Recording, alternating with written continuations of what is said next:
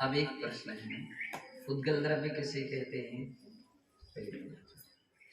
मोक्ष मार्गस्य नेतारं वेत्तारं कर्म भुग्रतां व्याधारं विश्वतत्त्वानां वन्दे तद्गुणलब्धये। नमो वरिहन्ताणं नमो सिद्धाणं नमो महायर्याणं नमो उवज्झायाणं नमो लोये सवसाहूणम्। तो यहाँ एक प्रकरण चल रहा था तत्वार सूत्र के 5वें अध्याय का 23वां सूत्र। यहाँ इसमें उद्गल द्रव्य का लक्षण बतलाया जाएगा, उसका स्वरूप क्या है बतलाते हैं। स्पर्श रस गंध वर्णवन्तः उद्गलाः स्पर्श रस गंध वर्णवन्तः उद्गलाः स्पर्श अर्थात छू करके जिसका ज्ञान होता है, स्पर्श। रस अर्थात चख करके जिसका ज्ञान होता है, रस कहलाता है। गंध सूंघ करके जिसका ज्ञान होता है, उसे गंध कहते हैं। वर्ण देख करके जिस वस्तु का रंग आदि का ज्ञान होता है, उसे वर्ण कहते हैं। चारों गुणों से युक्त उद्गल होता है। अब एक बात ध्यान में रखना है कि चार में से एक भी नहीं होगा तो क्या शेष रह सकते हैं? शेष भी नहीं रह सकते।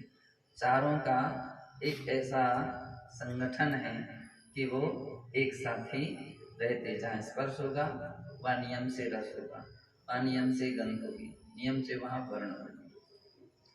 जब वर्ण होगा तो एक स्पर्श आदि एक साथ रहेंगे।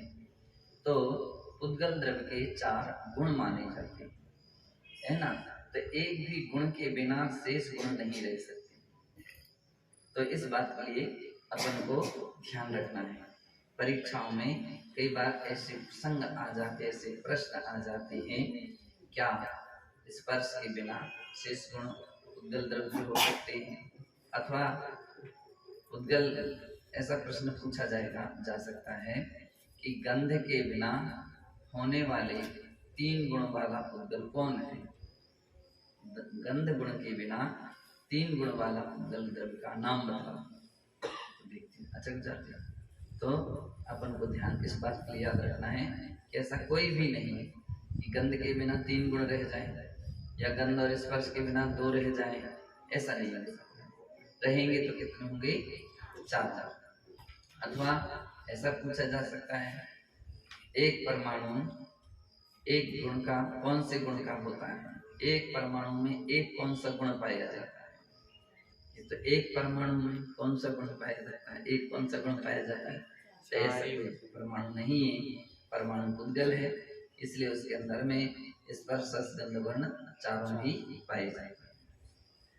उद्गल द्रव्य की पर्याय शब्द बंध सौम्य स्थौल्य संस्थान भेद तमस्छाया तपोद्योतवन्तश्च शब्द बंध सौम्य स्थौल्य संस्थान भेद तमस्छाया तपोद्योतवन्तश्च शब्द बंध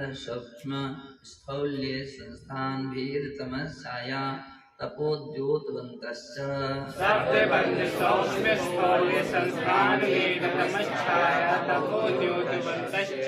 शब्द बंध सूक्ष्म स्थूल संस्थान भेद तम और छाया तथा तप आतप और उद्योग, ये 10 प्रकार की उद्गल द्रव्य की पर्याय है। जिन्होंने द्रव्य संग्रह पढ़ी है तो उन्हें गाथा याद है। कौन सी है? शब्दो बंदो सुमो स्थूलो संठान भेद तम छाया उज्जोदादर संज्ञा उद्गल द्रव्य। एक उद्गल द्रव्य की 10 पर्याय हैं। तो पहला क्या? शब्द।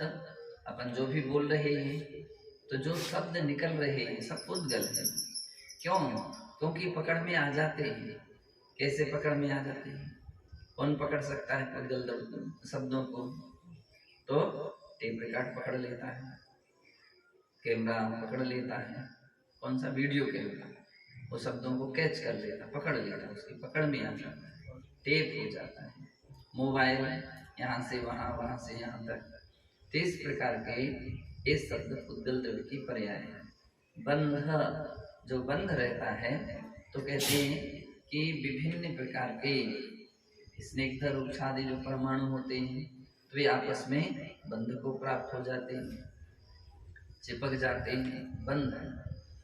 सूक्ष्म और उद्गल द्रव्य की सूक्ष्म अवस्था भी हुआ करती, परमाणु आदि सूक्ष्म होते हैं, स्थूल स्कंध आदि स्थूल होते हैं, संस्थान आकार होता है, भेद और उनके टुकड़े भी किए जा सकते हैं, कोई भी वस्तु बड़ी है उसको एक से दो टुकड़े किए जा सकते हैं।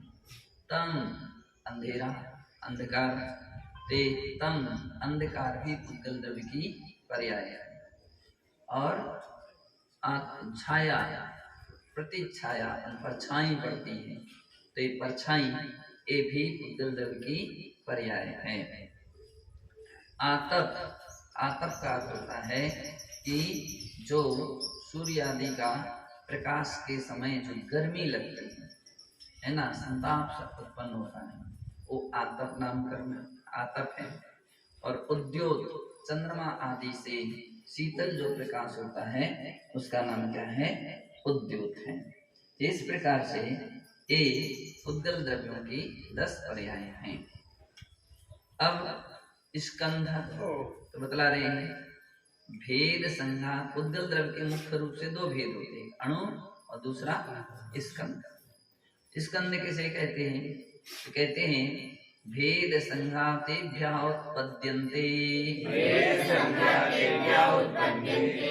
संघातेभ्यः उत्पद्यन्ते।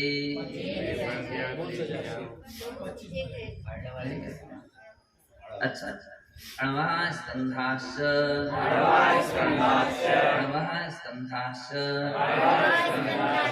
उद्गल द्रव्य के मुख्य 2 भेद हैं, एक अणु और दूसरा स्कंध। अणु उद्गल द्रव्य का सबसे छोटा हिस्सा है, जिससे से कभी दूसरा छोटा हिस्सा ना हो सके। अपन को इस बात के लिए याद रखना चाहिए कि जैनागम की परिभाषा बिल्कुल ठोस परिभाषा है। विज्ञान की पुस्तकों में जो लिखी जा रही परिभाषाएं भी गलत है। क्यों? एक और तो ये बोलते उद्गल का, वे बोलते हैं वस्तु का सबसे छोटा हिस्सा है ना, उद्गल द्रव्य का सबसे छोटा हिस्सा, और दूसरा तो उसके अंदर में भेद भी कर देते हैं कि ये अणु हैं, ये परमाणु हैं।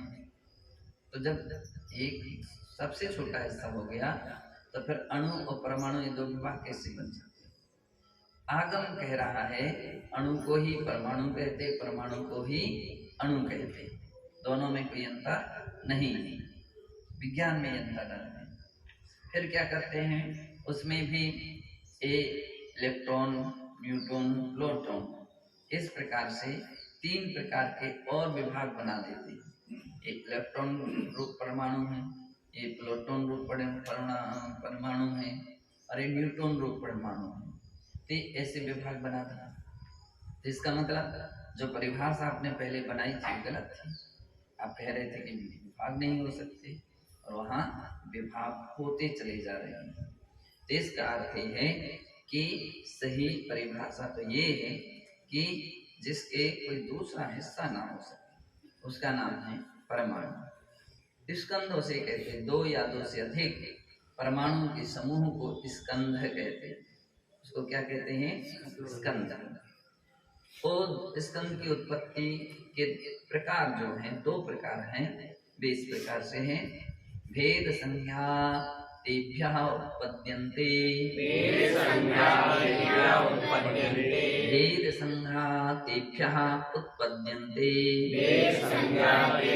उत्पद्यन्ते। स्कंध 2 प्रकार से उत्पन्न होता है, एक तो भेद से होता है और दूसरा संघात से होता है।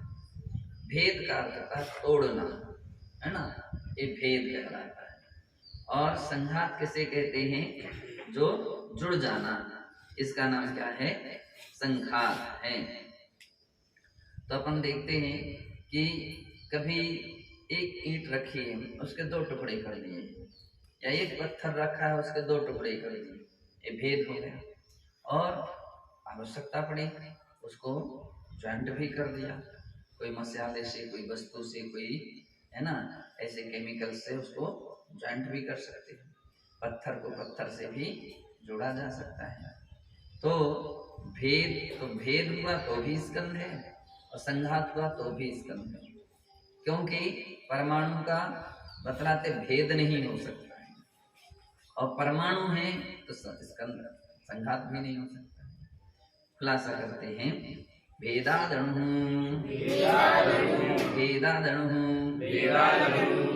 अणु की उत्पत्ति भेद से होती है।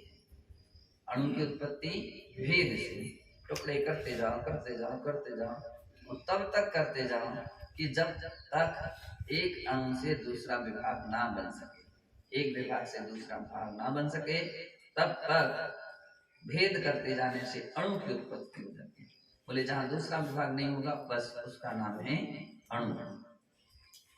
भेद संघाताभ्याम चाक्षुषः, भेद संघाताभ्याम चाक्षुषः,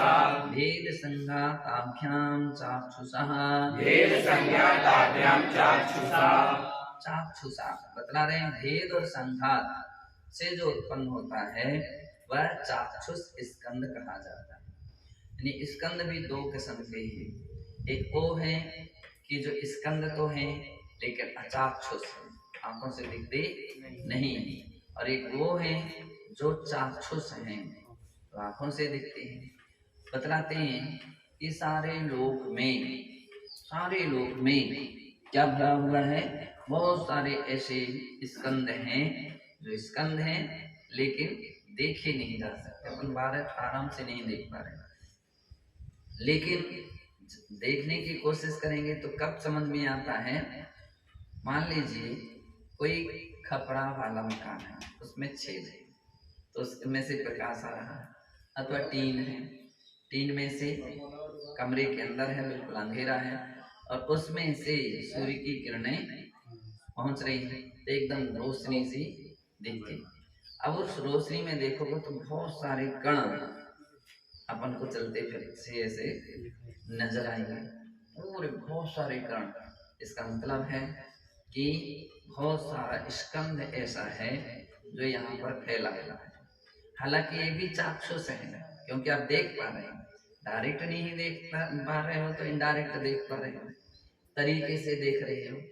कोई विशेष लेंस के जो चश्मे होते हैं तो उन विशेष लेंस के चश्मे के द्वारा भी अपन लोग ऐसे चश्मे हैं या दूरबीन हैं, उनके द्वारा भी ऐसे स्कंधों को देख सकते हैं।